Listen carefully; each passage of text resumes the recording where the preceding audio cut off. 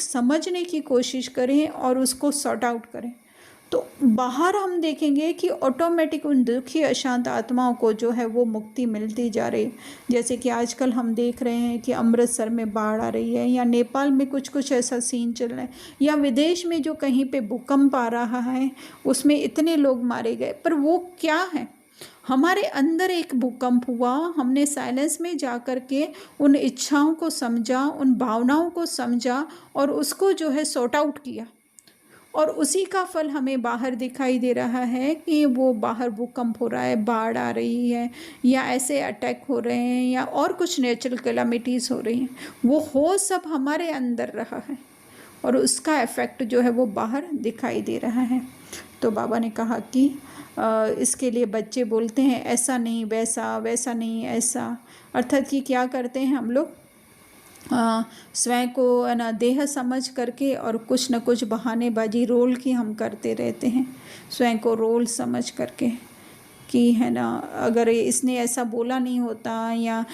मेरे शरीर में तकलीफ़ नहीं होती तो मैं उसके साथ बुरा नहीं बोलती, या फिर मैं क्रोध नहीं करती। तो ऐसा नहीं, बहुत ही इम्पोर्टेंट लाइन है, ऐसा नहीं वैसा। हमको क्या होता है, कभी कोई थक गया है और कोई आकर के कुछ बोलता है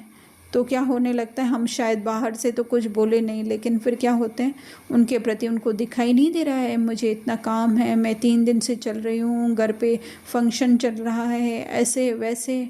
तो ये सब हम करते रहते हैं। एक्चुअली में क्या है, ये हम जा रहे हैं देहबान की तरफ, और जाना क्या है कि ठीक है ना, रोल को क्रोध आ गया, तो इस तरह से ऐसा नहीं वैसा, वैसा नहीं ऐसा करते रहते हैं। फिर बाबा ने देखा कि सबकी फाइल देखी, तो क्या देखा, प्रतिज्ञा करने के पेपर, अर्थात संकल्प हम क्या करते हैं, स्वयं को देह समझ करके कल से मैं 4 बजे उठूँगा, कल से मैं है ना मुरली क्लास टाइम पर पहुँचूँगा, कल से मैं किसी के साथ ख़राब नहीं करूँगा, और समझ रहे हैं रोल खुद को। तो ये क्या कर रहे हैं, हम प्रतिज्ञाएं करते जा रहे हैं। ये प्रतिज्ञा नहीं करते हैं कि मैं स्वयं को आत्मा समझूंगा या समझूंगी, पर रोल को सुधारने की कोशिश कर रहे हैं। ऊपर से सड़ा हुआ पड़ा है, उसको क्या कर रहे हैं, पॉलिश किए जा रहे हैं, पॉलिश किए जा रहे हैं। अरे अंदर पूरा सड़ा पड़ा है, उसको लगाओ कोई इंजेक्शन, क्योंकि वो हम चैतन्य हैं, तो इंजेक्शन लगाने से वो धीरे धीरे रिकवर होगा। जड़ होता, स्थूल एप्पल या स्थूल कोई ऐसी चीज़ होती तो उसको काटना पड़ता हमें,